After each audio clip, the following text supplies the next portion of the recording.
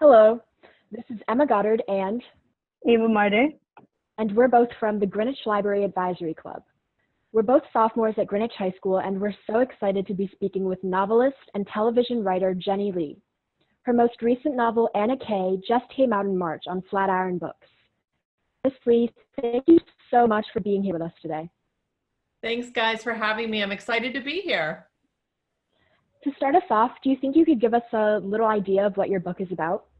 Anna Kay is a modern-day reimagining of Tolstoy's Anna Karenina novel. So it takes place in modern day. The backdrop is New York City and Greenwich, Connecticut. And it really, the main characters are all, most of them, very wealthy private school kids in Greenwich, Connecticut, and in New York City. Awesome. What was your inspiration for making Anna Karenina into a modern love story? My inspiration was that Anna Karenina is one of my favorite books. I read it when I was a teenager at age 15. And then I read it again in my late 20s. And then I read it again in 2012, probably after I saw the Keira Knightley movie of Anna Karenina. And I saw the movie and I just, I loved it. I've seen all the adaptations because of, the book's one of my favorite. And I was thinking that it really is a story about the first time you've ever fallen in love. And there are several love stories in it. And so when I was thinking about first, I was like, oh, if you did a modern day reimagining, you'd probably have to change the change all the main characters to teenagers, because that's teenage years are usually the firsts. So and then I was like, oh, this would make a great YA novel. And I'd written other books and I sent the idea to my agent and she emailed me back immediately. She's like, that's a great idea. You should write it. I'm just curious about what the process was like for writing the book and how long it took, because it is a pretty big book. Yes.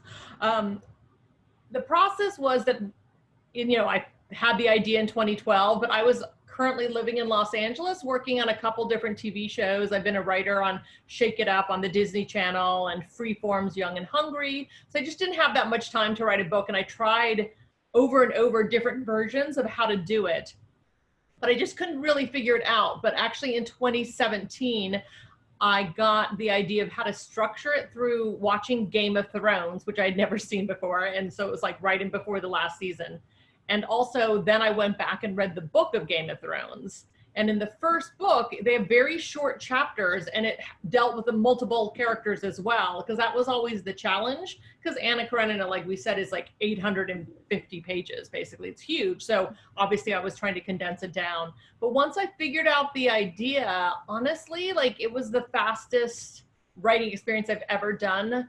My first draft probably was 7 weeks. But that's me just only writing forward. I never went back and looked over what I wrote. I only went forward.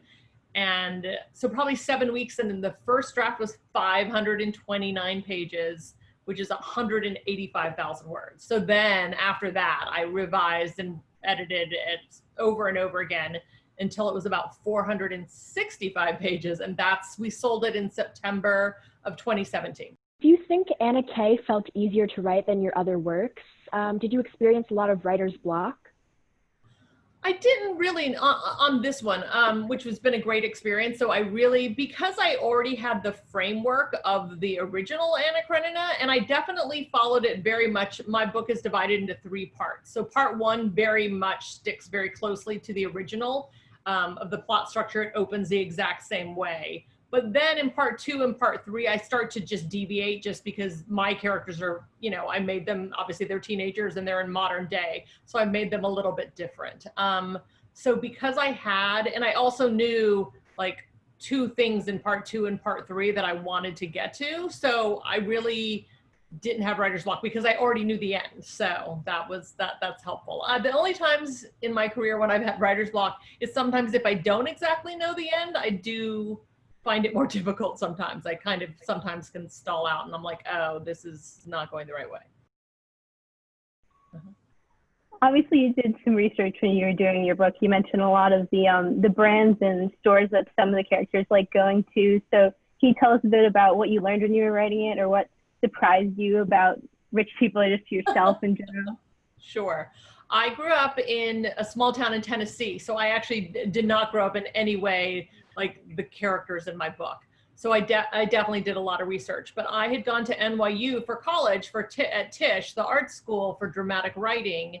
So I actually got to New York City when I was 18. So I definitely knew New York City very well. And having lived in New York City for all my 20s, I definitely had been to Greenwich and Westport and, so just through friends. So I really knew the area very well. So in terms of the city, that kind of figured itself out. I mean, the reason why New York and Greenwich were the perfect locations is there is an iconic train scene in the original Anna Karenina, because in the book, Anna Karenina lives in St. Petersburg while her brother lives in Moscow. So there's these famous train scenes, which is when she meets the boy, Vronsky, and it's basically when she's coming in on the train to see her brother.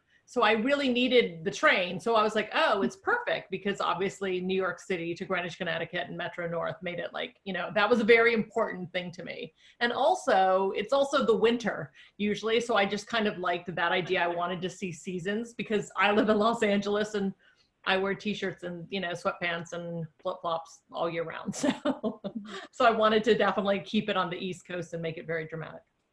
To answer to some of your questions, in terms of research of all the products, what I would do is that when I needed to just write a product of like, Anna K's fancy pajamas, I would just Google like most expensive pajamas. And then I would see like, different ads would pop up and it'd be like, oh, there are these Prada pajamas with little lipsticks on them. They cost $350. And I'm like, oh, most obviously high school teenagers would never be able to afford $350 pajamas, but Anna K can. So that was actually a really fun sort of thing. I know I put a lot of designer labels in the beginning of the book. In part one, like when you start it, you'll see a lot of them. But as the book continues, I kind of stopped to do it. I don't know if you two noticed it when you read it, but the idea was that when you first meet people, you really look at people by like what they're wearing, especially I think you do when you're a teenager. You look at their hair, you look at their clothes, you look at their purse, etc. You're just very familiar with that. And that's kind of a lot of the ways that most people judge people in the very beginning. And so that's why when I was introducing so many characters, I was describing them based off like what they were wearing and where they lived. But as you got to know the characters as the book continued, you'll notice I kind of stopped doing that because I was like, oh, once you get to know them as people, it doesn't matter anymore, like what they wear as much. So I kind of did that on purpose. I don't think many readers figured that out. So I don't know if I did it effectively, but that was what I was going for. And in the end of the book, you also say that you can only write a love story if you're in love, which is very sweet. And if you could tell us a bit about the meaning behind that. Sure. I don't know if that's totally true and accurate. I mean, I think the idea was that I had been struggling with this idea, for 5 years before I was able to finally write it. And during that time, when I first came up with the idea, I didn't know my husband, but now he's a book author too. And he lived in Brooklyn and I lived in Los Angeles. So when we met in Chicago, we actually met on a book tour at a bookstore. And so we started dating long distance before he ended up moving to Los Angeles, and then we got married. But we were driving cross country we have a giant 135-pound Newfoundland dog, which makes an appearance in the book. Her name is Gemma. So we were driving to my mom's house for Christmas. And so it's like a 4-day trip to Nashville because we wanted to bring the dog. So we were really talking, we had, 4 days of driving to talk. And we were discussing our new book projects. And I think that was when I first told him about this idea that I'd been struggling to write, this idea. And that's when he said that line. And he was like, oh, wow, the best time to write a love story is when you're in love, because we were definitely in love. And one thing that I do think is, because I'm so not a teenager anymore, is that it kind of gave me, made me remember all those feelings, like that when you first fall in love and how you're like, emailing all the time or texting and talking all the time and, sending cute emojis. It's just like because that's kind of what was happening with us since we were long distance. Because I'm not like really a big selfie girl, but like I would actually take pictures, to send to him, like selfies, and he would do the same for me. We weren't really big on FaceTime though. We didn't really do that. So we see a lot of your life in the book. Yes. Definitely. I've noticed when I read the book, a lot of the characters, you go really into depth describing them, and they're all so unique. Which characters in the book did you like writing the most or the least, and which ones do you feel that you identify with the most? Or are you perhaps a mix of all of them? You know, it's funny. I think I am, you know, having been a writer for the last 20 years or so, I've definitely always, you know, heard different writers speak. And sometimes writers would be like, oh, I'm every single character that I write about. And I'm like, really, are you? I mean, I always find that hard to believe.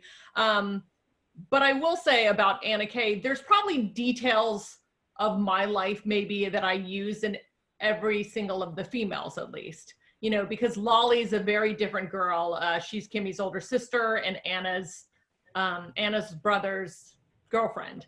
And so Lolly's the most, like, in the beginning, like shallow and materialistic and very much cares about her appearances and a popular girl, etc. So, I mean, there is definitely a side of me who loves, you know, girly things, which is like, you know, doing your hair or makeup or eyelash extension. So I definitely identified with like small parts of Lolly's character, probably. But then at the same time, you know, her younger sister, Kimmy, was very serious and driven, had been an ice dancer and Olympic hopeful. So, you know, I definitely understood some of her feelings too when she got rejected by Vronsky, and she got very depressed, and then she got angry. So I was like, you know, because obviously every girl has had that feeling where you're like, oh, I wish I could have told him off when I had the chance. So I mean, there's a little bit of that in me. And then I guess Anna, for sure, I identified with. She's half Korean. It was very important for me to make her half Korean. My parents are Korean, obviously. I'm full Korean, but my brother married, I always say he married a blonde, meaning a white woman, and they have 3 children. And so my nieces and nephew, they're all half Korean. So it was very important. My brother brought it up to me like probably 8 years ago, and he was like, I really think it's important for my kids to see representation of themselves in TV, you know, because I was working in TV at the time, and in books. Like, it's just important. And not only to be just like the one Asian friend that they have or the Black friend that you see, you want them to be the leads of their own story.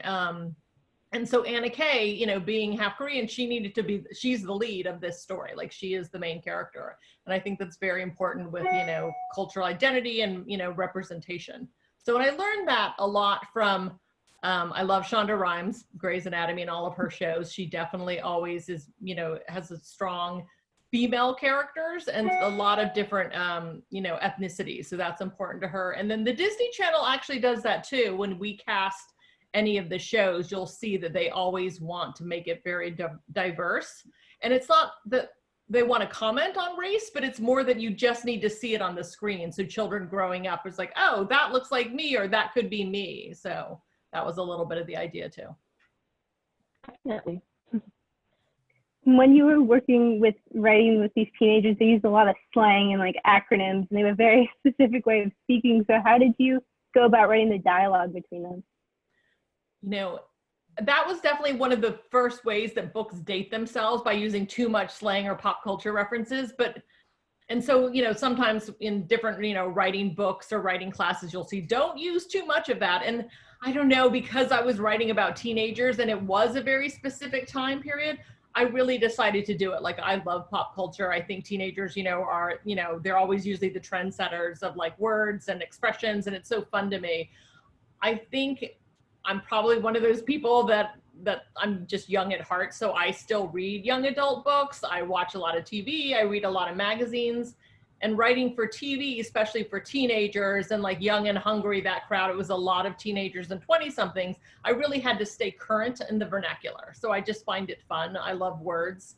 I love dialogue. So to me, making sure that all the different characters spoke differently was really fun for me too. Because you'll notice that Beatrice is the one who uses the most slang and makes up her own words, and she's very stylized, but that's her character. Like, that's just like what she's like, where Anna doesn't really use it as much, you know. And, you know, Steven swears a lot, and so he's very current because he's, you know, always going to nightclubs and really cares about current music, so he probably uses it. So I just tried to make sure it was very character specific of how they spoke. So you designed them that way?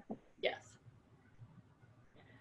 I remember you said that there are a lot of parts of the book that have been kind of influenced by your life. Are there any specific instances in the book where you've taken events that have happened like exactly in your life and transferred them over into the novel?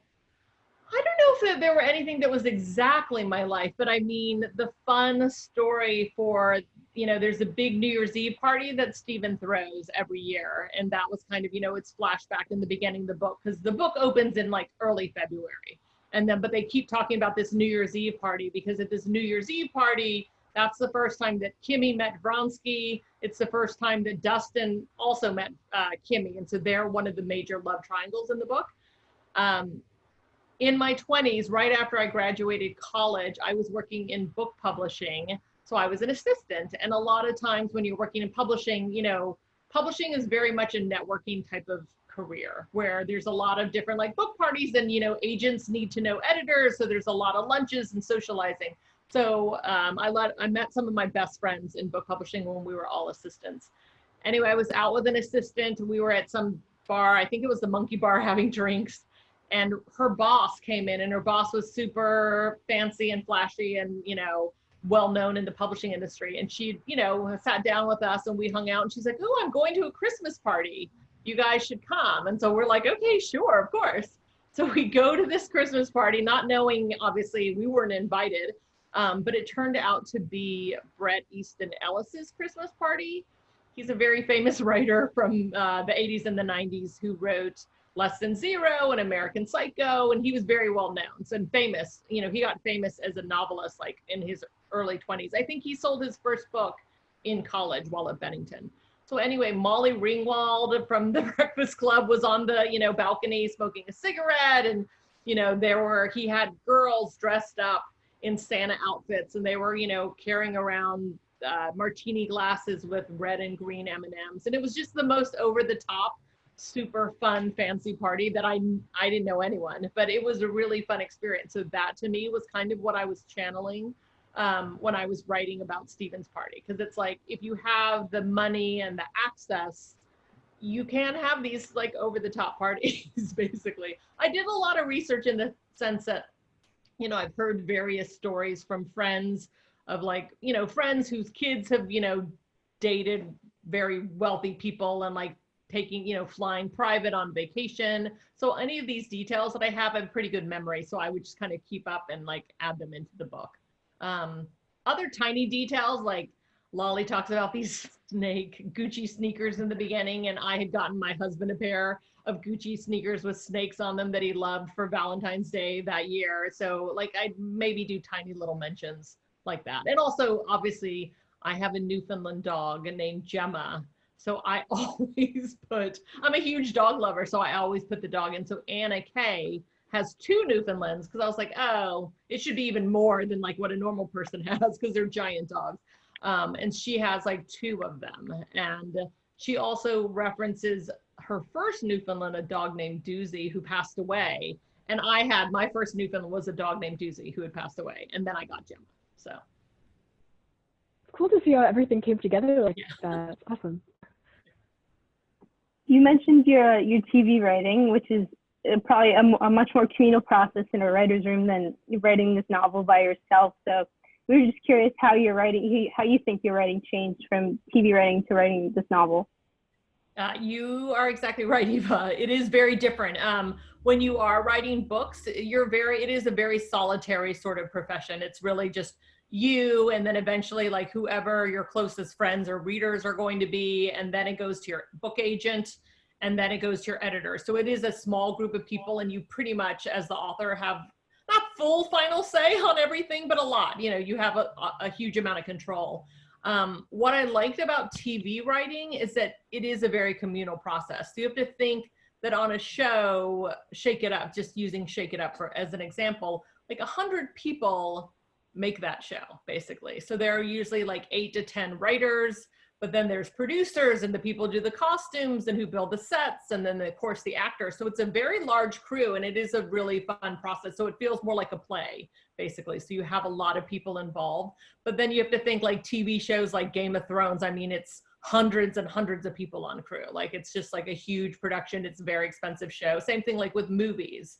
So my personality being very chatty, it was hard for me. I've always wanted to be a book writer, but I do find sometimes just the process of writing alone to be a little bit solitary. And so I kind of miss like going into an office, or, you know, when I worked in book publishing and in marketing, I like that atmosphere. So that's kind of what drew me to trying out to be a TV writer. So that's when I moved to Los Angeles about 11 years ago, being like, I'm just going to try TV writing, because a couple of my other books had been optioned from TV. So I kind of had a way in.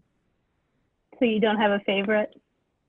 Between the two? Oh, I don't know.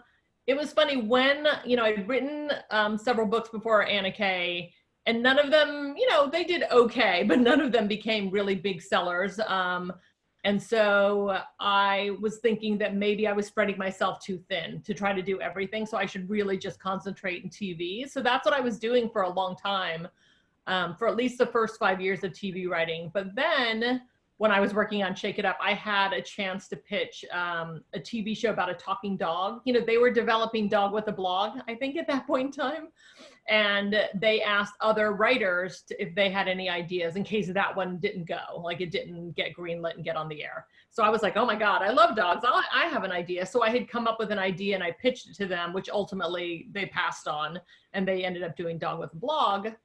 But for me, I had this idea, and it just seemed sad that I came up with this whole story and these characters in my head, and that I wasn't going to do anything with it, because in TV, you know, you develop so many different ideas for shows, and, you know, very few ever get on the air. So I was like, I'm going to try to see if I can write a middle grade novel. And so that is how I wrote 2 middle grade books called Elvis and the Underdogs. And that's how that came about. So they're very merged.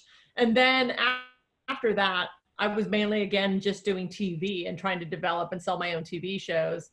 But then the Anna Kay thing just happened. I think every now and then I miss it. So if I had to pick, it's hard to say what I would, if I had to pick just one. Sometimes I fantasize it would be fun to just, you know, if I wanted to move out of a big city, my husband and I, you know, could talk about like, ooh, moving to Maine, like Stephen King, and having like a house on the water and just writing. That sounds kind of like glamorous, I guess. I think books were my first love. So I would probably say if I had to pick one, I'd maybe enjoy that a little more. That's interesting. So I used to watch those shows when I was younger. Yeah. Yeah. I noticed that obviously in the book, the location plays a huge part in like the building of the story, and it's spread between Greenwich and New York.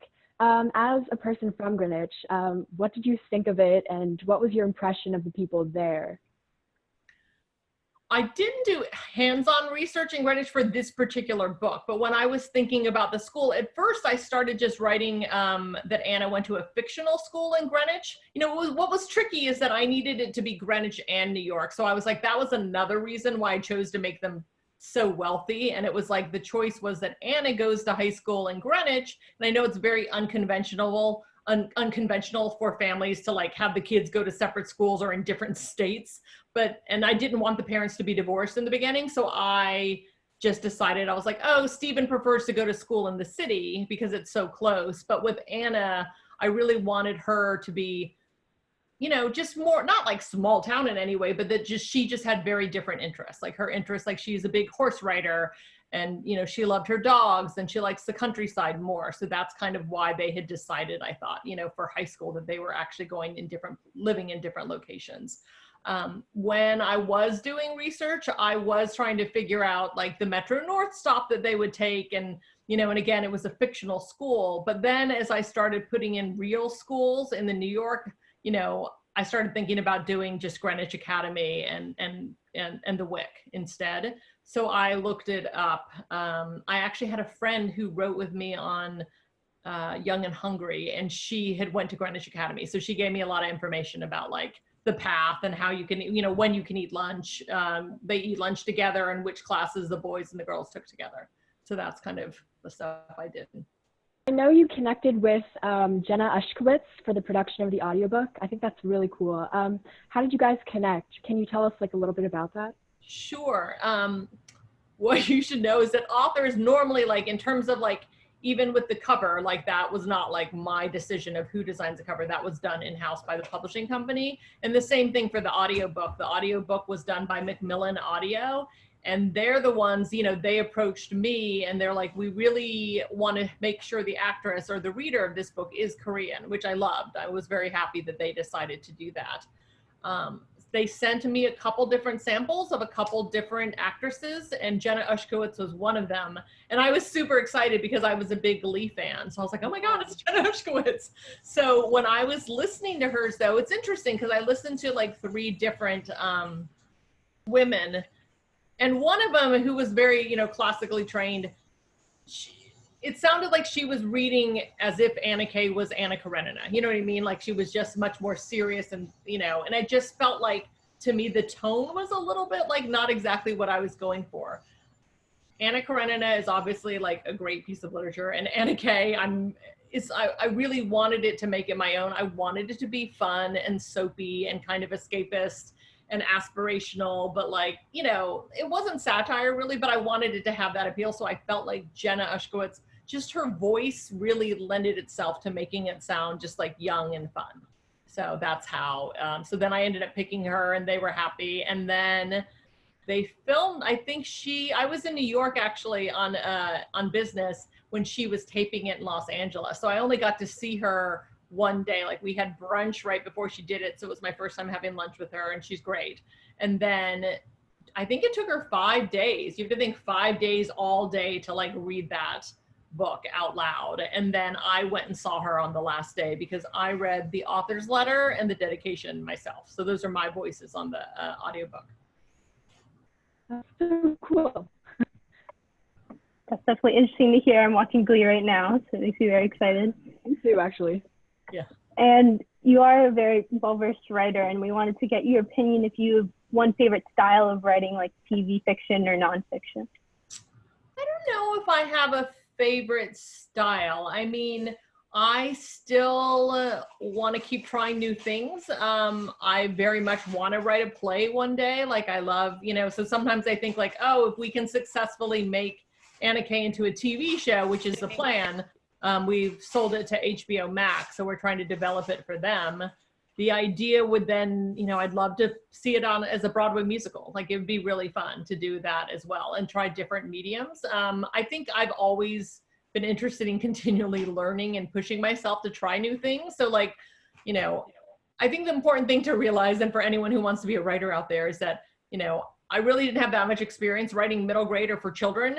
And, but then I was like, why? I have this idea, I should just try it. You know what I mean? I think you have to really push yourselves and not be like, oh, well, I can't do that. I don't have kids, or I don't, you know, I don't have that kind of experience. It doesn't, you can figure it out and just try, you know? So I think that's the goal. Like I want to write a literary novel for adults one day. So I'd like to write, you know, a dramatic play. Like I'm just interested in a lot of different mediums. It would definitely be cool to see as a musical. Right. Yeah, it'd be fun. Sure. Banking off of that, do you have any outgoing advice for aspiring writers? I do. I grew up always wanting to be a writer. Like I've just always wanted to do that. I remember as a kid, I loved writing short stories. And so, I mean, I had placed in a couple writing contests when I was in high school, which is how I found NYU, a school for the arts. What I will say is that, you know, my parents, being pretty strict Korean parents, were definitely not as interested in me in pursuing a career in the arts. You know, they wanted to go the route where it's like, you should go to law school, you should go to an Ivy League college, you should go to law school or business school, and then, you know, and then if you want to write on the side, you can. Because it's definitely like a tricky position. I mean, you know, anytime you're wanting a career in the arts, you have to think like, oh, can I make a living? And you still have to have a day job. Like, when I was in my 20s after I graduated, I really wanted, you know, to write a novel, but I just couldn't afford to not have a job. So I worked in book publishing, and then I worked in marketing, and then I would try to write on the side, which is tricky. You just kind of have to, I guess the most important thing is you have to carve out the time to do it. But you also shouldn't put too much pressure on a time limit, because you know, obviously everyone would love to like write their first novel and sell it at age 20 or 25 or as early as you possibly can, because it seems like it would be more fun to get started. But,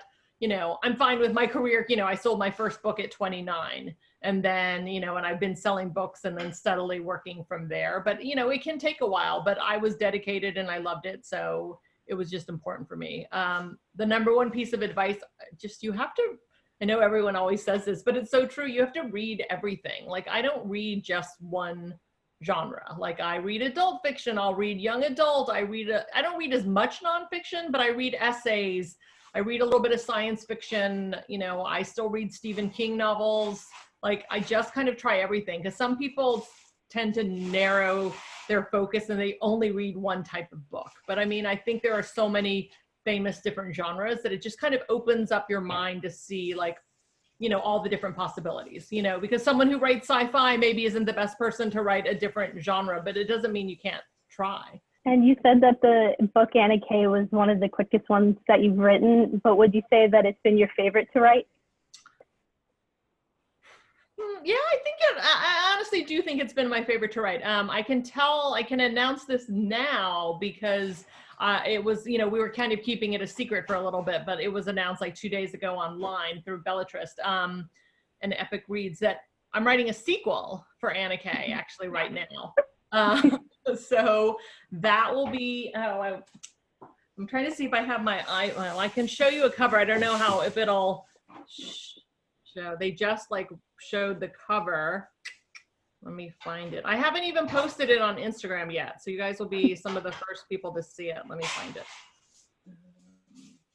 Okay. You see? Ooh. It's a little bright. Yeah. So that's going to be the new cover. It's called Anna Kay Away. It's been a very different process writing the sequel than the first book, because the sequel isn't based on Anna Karenina anymore, right? I'm taking the same characters and I'm moving beyond the story. So that's been a little bit tricky, and it's definitely has not gone as easily or as smoothly as writing Anna Kay did. So, I mean, it's definitely been much more of a struggle to like try to figure out like how to arc out that story and what's going to happen in this book. So I'm just finishing it right now. Like, it's due next week. So it's like having finals. It's basically like I have a paper due next week. I have an entire book due next week. Well, we're very excited to read the sequel. Thank you for sharing with us. And thank you so much for speaking with us today. To close things out, we were wondering if you could read us a bit from the book, and you feel free to set the stage if you want. Sure, absolutely. I was trying to find a good passage to read. BuzzFeed Books has picked Anna Kay to be its June book club book. So they have posted the first chapter online. And Marie Claire magazine had picked it for a book club back in March, and they have a different chapter online. So I was trying to find something new. I know the three of us talked yesterday about what I should pick, and then I know you guys mentioned a thing from the end, but I didn't want to give a spoiler. So I picked a part that's kind of in the middle. It's Valentine's Day, basically, and when it's a big portion of the book on this day, and you'll see all the 6 major characters, like what they're all doing on Valentine's Day. But on Valentine's Day, Anna was at the Westminster Dog Show because her dogs were competing. And then Vronsky showed up there because she had already met him on the train, at Grand Central, and he, one of her dogs placed, and he wanted to take her out to lunch. But Anna has a boyfriend, who's at Harvard University right now. So she isn't necessarily free to go out to lunch, but then she was like, oh, but we're friends and it should be fine. So he takes her to a place that is near Madison Square Garden, which is where they hold the Westminster Dog Show, to a steakhouse. And they go into the restaurant, and then they start winding through the main dining room and then going up the stairs. And then the maitre d' seats them in like a private room. So that's where I'm going to start. Okay, here we go. Before leaving the room, he stopped, turned back as if to tell them something he'd forgotten to say, and declared, "If I had a girlfriend as beautiful as you, I'd want to keep you all to myself too. Happy Valentine's Day." He exited with a wave. Anna stared at Vronsky, her mouth open in surprise, but received only a shrug in response for him. "I only paid extra for the private room, not the compliment. That was all him, though he does make a good point." And Anna looked around the quaint room in silence. She really didn't know what to say. She was flattered by all the fuss, but this was followed by a nagging worry that being hidden away seemed to imply they were doing something wrong. You're uncomfortable. I'm sorry. I know the main dining room gets loud and I wanted us to have a chance to talk without shouting. This place has several private rooms. The ones I thought we'd be in is much larger, and I've eaten there a lot of times with my brother and his friends. I didn't even know about this room, he said, standing. I'll go ask for another table. No, don't. It's okay. I like this room. And good for Lily Langtree for standing up for what she wanted. It's just, Anna trailed off. Vronsky reached across the table and took Anna's hand. Tell me what you want. I'll do whatever makes you happy. At his touch, Anna blushed. Lunch in a private dining room was fine, but holding hands was definitely not. She pulled her hand back out of his grasp. I am happy, she said. Happy that Jon Snow won second place. It's nice to have someone to celebrate with. She was about to tell Vronsky that her father would have been here with her if he could, but their waiter entered at that moment, a lanky man as tall as the maitre d' had been short, and as surly as the other was friendly. Anna decided to wait to thank Vronsky for his Valentine's Day gifts, and instead the two ended up discussing every family animal they each had the pleasure of knowing. Vronsky was a skilled storyteller and captured his mother's voice in a way that was accurate, but not disrespectful. His best story was about the time he and his older brother, Kirill, were charged with looking after one of his mother's lapdogs, who they'd managed to let wander off in an airport in Italy. The two of them searched everywhere, frantically trying to find the Yorkie, which they did only minutes before boarding their plane. Or so they thought. After they'd taken off, they realized they had the wrong dog. How did you find out? Anna asked, her face bright from laughing. When the dog lifted his hind leg and peed on the man's shoe across the aisle. You see, my mother's dog was named Petunia. She was a girl. Anna then shared the history of how she came to love Newfoundlands, which she followed by telling the story of her 6-year-old declaration of having a dog at Westminster one day and when she was grown up. Well, cheers to you being all grown up, Vronsky said, lifting his glass of sparkling cider to toast her. Well, now that Westminster is over, I suppose I'm going to have to go back to my boring old ways, Anna said. Boring? You? I highly doubt that. Anna smiled and locked eyes with him. You may be projecting, Alexia, because from what I've heard, you're the one at the table who's had the exciting life. I'm sure I'm far less interesting than the many, many girls you normally run around with. Alexia grinned and shuffled uncomfortably in his chair, but before he could respond, she leaned in and continued. Can I ask you something? Anything. Why do they call you the Count? Because his name, they always refer to him as Count Vronsky. Do you really want to know? He asked. I don't know. Do I? When Bea and I were toddlers, Beatrice is Vronsky's cousin. When Bea and I were toddlers, she had this purple blankie I used to tie around my neck. Her favorite color was yellow, and she wore this yellow dress all the time. So her parents nicknamed us Bea Bird and the Count. You mean like from Sesame Street? Go ahead, laugh.